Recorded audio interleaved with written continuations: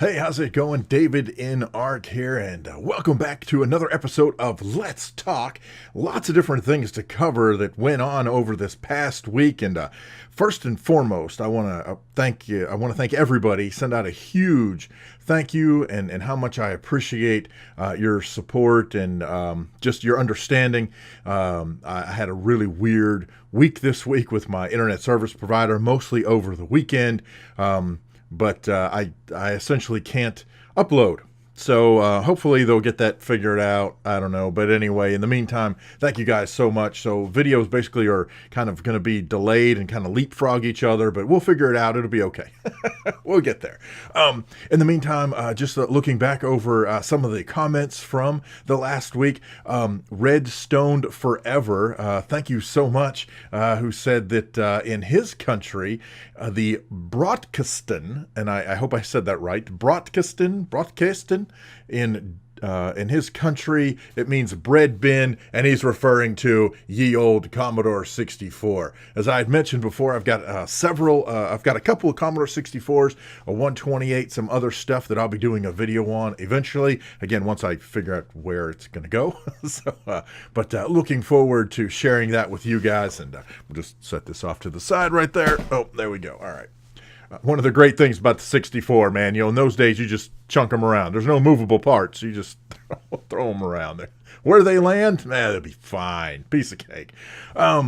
We had, I thoroughly enjoyed Matt C78 comment on my first video for Resident Evil 7 jump scare at 41 seconds, and that's right when the girl first pops on the screen. I mean, as soon as you're into the video, bang, there it is. And I don't know, it's just so funny. It's kind of like, oh, hey, how's it going? So anyway, also did a video with a mod that came out for a kind of an updated, different version of I think they called it the General Beam. It's like the General Lee from Dukes of Hazzard. Had several comments on there. Ibrahim Khan, love them Duke boys. Absolutely, that was awesome stuff. Again, several comments still coming in on the video from 10 years after my dad died, and I fired up his PC. So thank you guys so much for that. That video gets so much love, and I appreciate it. It as I say every time, and I really mean this. I can't tell you how much it means to me that video means that much to you guys.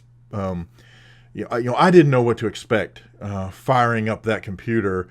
After, and of course, I haven't really gotten into a lot of this, but my dad actually worked for a private contractor, and he ended up getting stationed over in Iraq. And in fact, that's where he passed away. He was on assignment over there. And so it had really been even almost a year since he had even turned it on. And then he passed away. And then 10 years after that is when, well, maybe he turned it on probably a little sooner than that. Yeah, now I'm doing some of the math in my head. But anyway, it had been over 10 years since the computer had even been turned on. So it means a lot to me that that you guys still show your love and support for that particular video. But man, Mark from Predator XR, in a comment to the lots of traffic in West Coast USA, where that's exactly what we did. I just dropped in 14 cars in BeamNG and let them all run around randomly on West Coast USA. It says, for some reason, every Japanese car in the traffic will mostly end up crashed, while the German cars were still working fine. So you take that for what you want. Brownie Bear left a comment on a video that I posted yesterday, as this video is coming out Monday, and on my NFS Rivals, saying, oh my, thanks, I love this game, you are so welcome. I have been enjoying it. In fact, since my internet was acting weird and some other things were sort of having some problems, I just decided to dive into Rivals and just play. And so I've been leveling up and getting much better than the first video. But so I'm going to post some more of that, just because I'm having a lot of fun with Rivals. It's been so long since I've played a Need for Speed game that just an arcade, drive 'em, smash 'em, race 'em, bust the bad guys, and I'm a way better cop than I am a bad guy. Just going to throw that out there, which, of course, if you watch the BeamNG videos, you're pretty clear on that. So there you go with that. David Dilly said that I should play 60 Seconds next, but likes that I chose Subnautica. I can't remember if I've heard of 60 Seconds. I don't remember. Is that the one where you're on the train? I can't remember. I played some game, and I thought it was called 60 Seconds, where you're like on a train. It's very, it's almost like pencil art, but I'll check it out. Either way, we'll see what's up with that.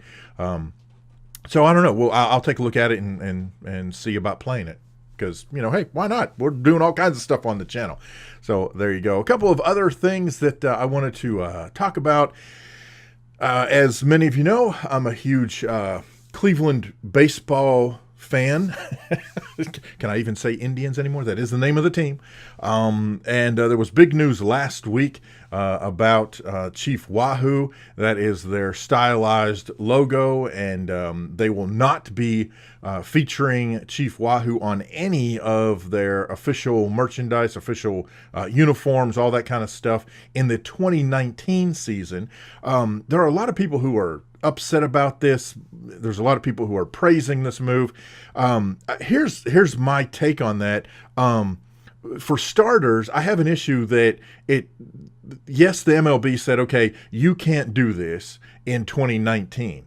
Except you still get to do it all through 2018. I mean, they could have easily just said, no, you can't do this for this coming up season. Sorry, that's just the way it is. But they didn't. They were like, yeah, go ahead, make your money, get everything you can off of Chief Wahoo in this first year here, or this last year, 2018, and then in 2019, don't use it anymore. I mean, really, that's how it reads to me. I think the whole thing, as from that perspective, is just ludicrous. They should have just said, look, it's not even preseason baseball yet. We're not even to spring training.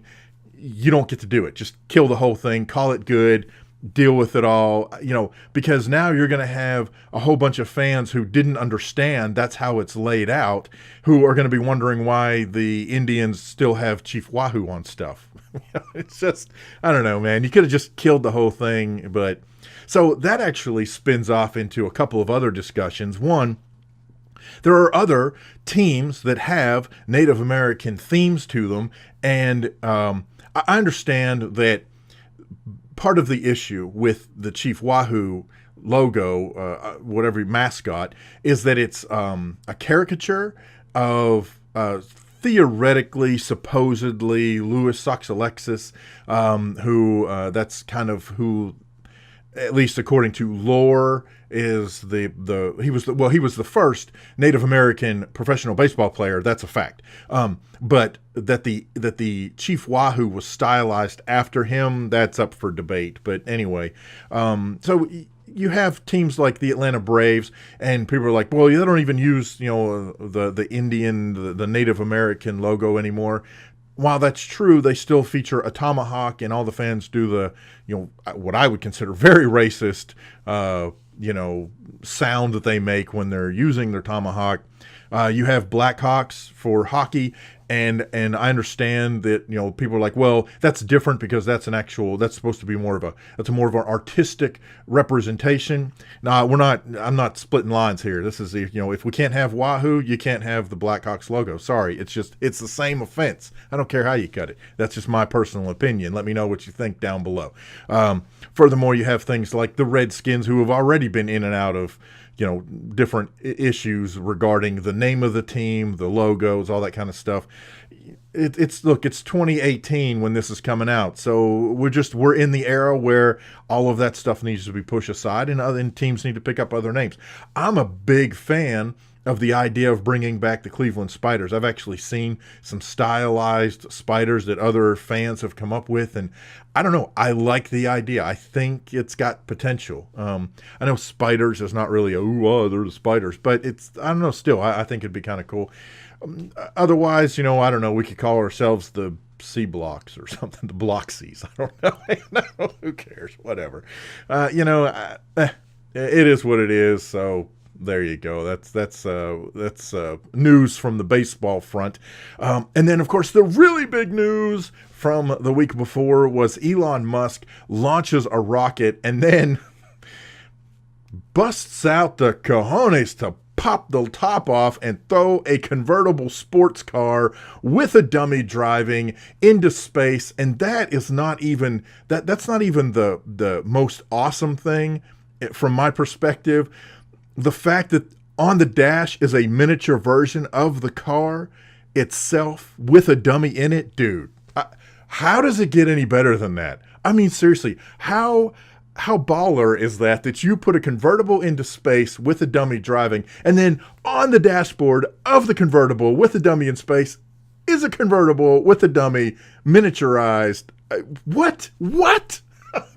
I think it's phenomenal. I think it's great. I hope that it truly launches a renewed interest and passion for space exploration. Just because I think it's such a cool thing. Chaos of Hard Clay. There are 20 different stories in here. They're all post-apocalyptic, 20 different authors, and I'm very honored to be included among the folks that are in this book, and I'm very proud of it. It's available on Amazon. I'll have a link to it down in the description. Feel free to check that out. I think it's $14.95 for the print version in Amazon. And it's a pretty thick book, but all the stories are relatively short. It's a collection of short stories, so there you go. But anyway, so freaking cool, and I can't wait.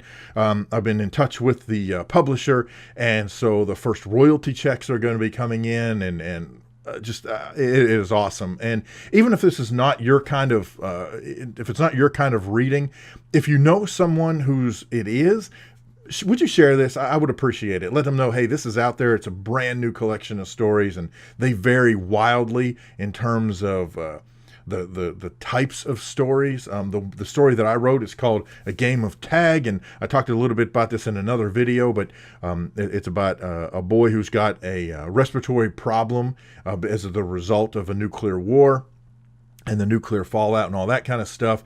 And he's got friends who are playing tag, and it turns very bizarre very quickly. So there you go. I'm just going to leave it at that. Wow. But anyway, thank you guys so much. You got any other questions, problems, suggestions, horror stories? Feel free to leave those down in the comment section below. Thank you guys so much. I appreciate the feedback I've been getting on these Let's Talk and the views that you guys and the likes and all that stuff. I appreciate it so much. We are at almost, I think, 3,570 something subscribers, so almost 3,600. That is awesome. Oh my gosh, that is so cool. And I thank you guys so much for watching. And again, questions, problems, suggestions, horror stories, put those down in the comment section below. And thank you so much for watching, and we'll see you next time on Let's Talk.